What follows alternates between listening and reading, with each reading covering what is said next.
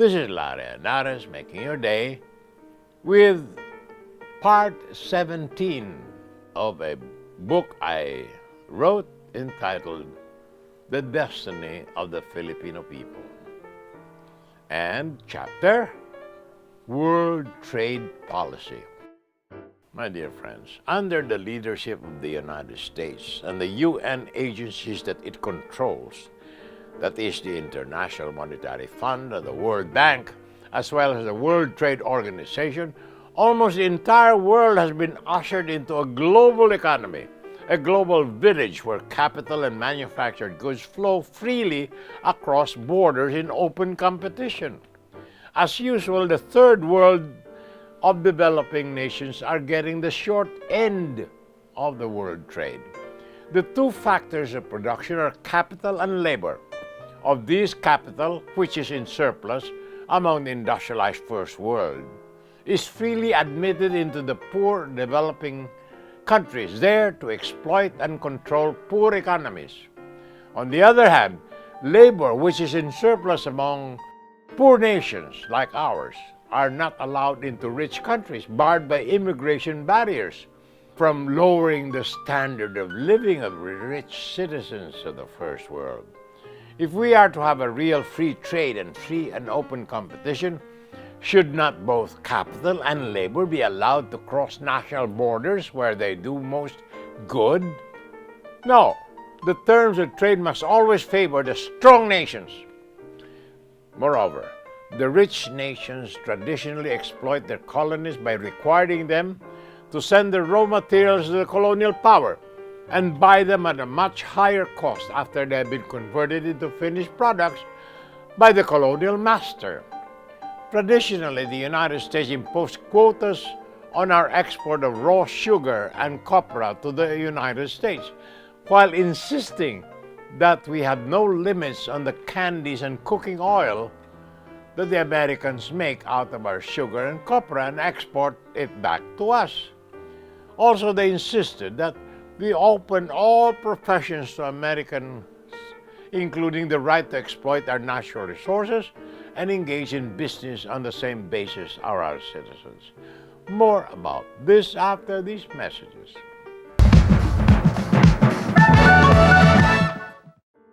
This is Larry Anares making your day with part 17 of a book I wrote on the destiny of the Filipino people. Subject: World Trade Policy. At the time when most colonies have become independent, the World Trade Organization, WTO, has made it a point of principle of the new global economy by force of the most favored nation clause to achieve free trade of manufactured goods of which they have an advantage, to force us to recognize their patents and copyrights, to allow their citizens to practice their professions in our countries. Fortunately, not all Filipino leaders have a colonial mentality. Someday we will take stock of our resources, turn a deaf ear to our American advisors, and game the system to our advantage. First of all, we can do what the Chinese did when the West denied them access to the world trade. We will reimpose import and exchange controls and advance our economy by exploiting our internal market of 103 million people, making our idle people work, building roads, bridges, irrigation systems, and other infrastructures. We will get our unemployed to make work for each other, manufacturing goods for each other. First, to make what we need. Second, to export our surplus. And third, to compete with other countries on their terms. Second, we can, like China did, entice foreign companies to come and supply our needs while exporting goods made out of our cheap labor. We need not send our unemployed to rich countries. We will get their companies to come here instead. Third, we have a rich source of funds from Filipino workers working abroad for stimulating our housing industries, for improving our balance of payments, to fund our local industries and businesses.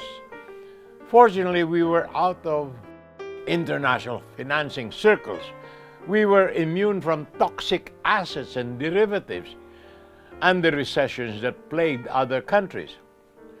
Fourth, we will do what Japan did to encourage exports. Once we were inveigled by the Board of Investments to set up export industries that do not cater to local demand, as a result of which these industries were forced to price their goods above world competition. What Japan did was to allow their industries to fully exploit the local market in a way that allows them to absorb the fixed costs in goods and sold domestically.